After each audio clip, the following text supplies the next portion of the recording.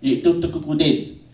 Seminar Diaspora Bugis Makassar yang mengangkat tema sejarah dan hubungan internasional Bugis Sulsel Tanah Melayu dilaksanakan di Studio Mini Harian Fajar Kamis 19 Mei.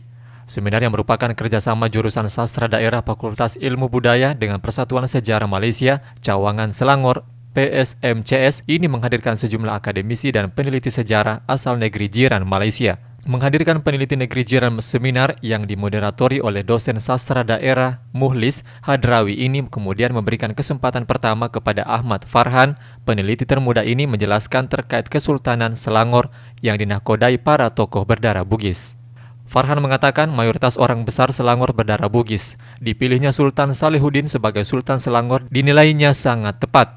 Pasalnya, kata Ahmad Farhan, kehadiran pemimpin berdarah Bugis ini sangat cakap menjalankan pemerintahan Selangor dengan efisien dari masa ke masa.